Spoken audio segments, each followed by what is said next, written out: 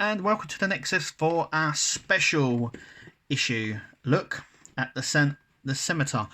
Now, I haven't done a special for a while. I missed out the last two, Vigil, and the Doomsday Machine, just because they didn't really appeal to me.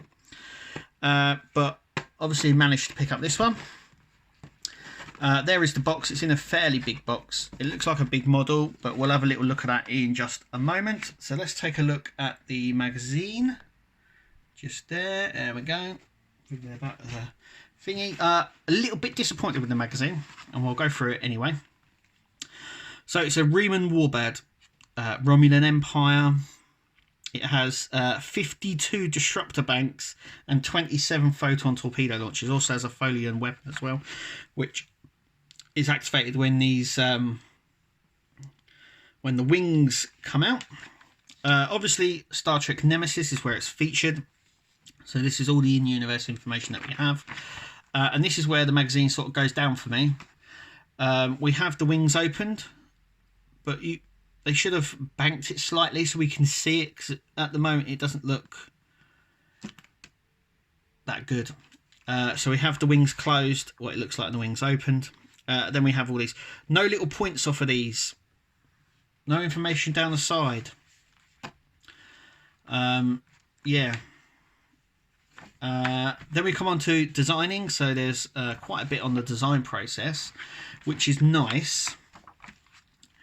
And how they wanted it. So they wanted it a bit like a spider with these bits coming out, and then they sort of went back to the sort of Klingon bird of prey design, which is there.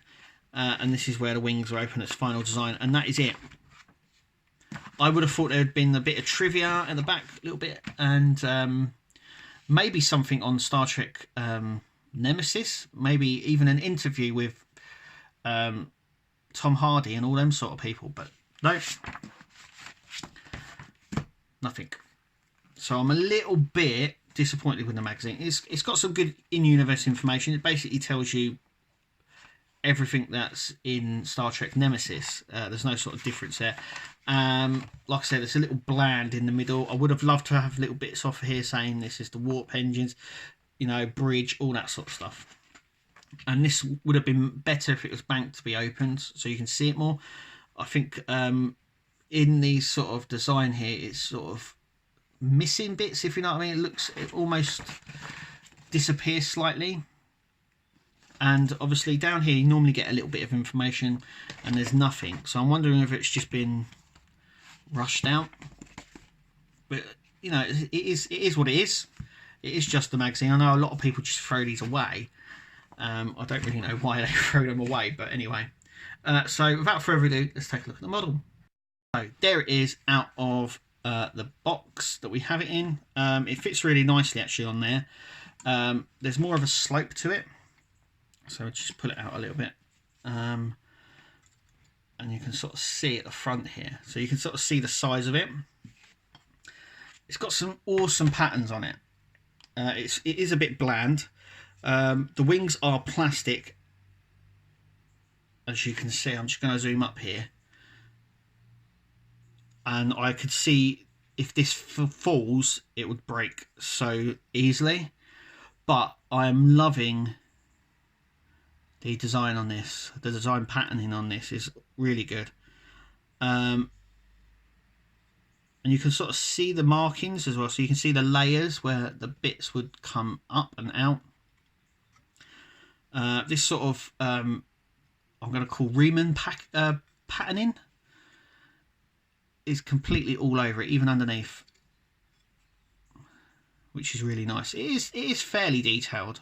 The centerpiece here is die cast. You can feel the weight on it, but this would not fare well, I do believe, in a full.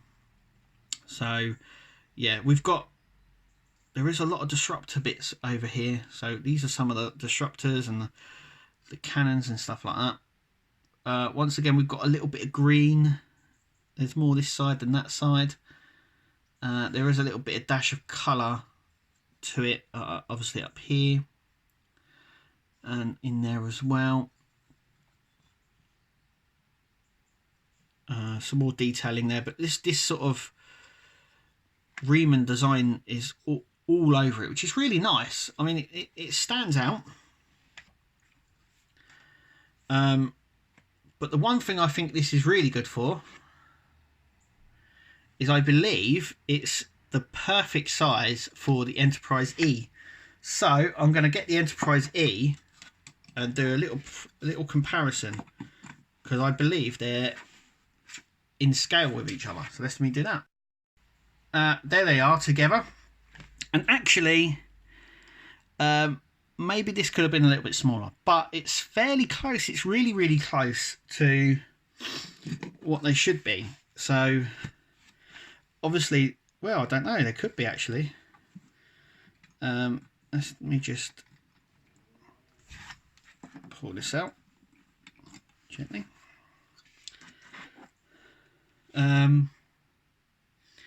Yeah, there's the and obviously it crashes into that section there, but you can see from this it would actually make a really good setup. I mean, you could set these two up facing each other really well.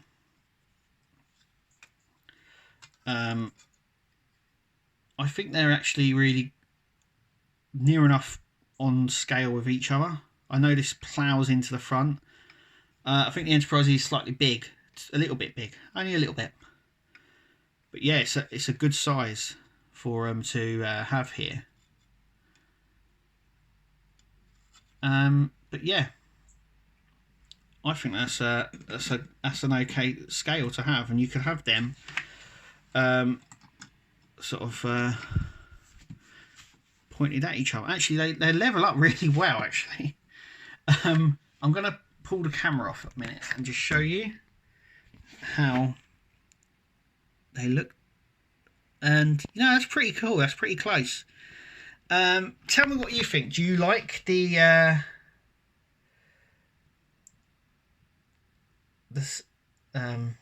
Scimitar? Do you like it? I really like it. It's growing on me. The magazine's a little bit bland, but it is a special magazine, and they tend to be a bit bland anyway. But tell me what you think. Anyway, thank you for watching. Remember to click to subscribe and like this video, comment away, and we'll see you at the next video.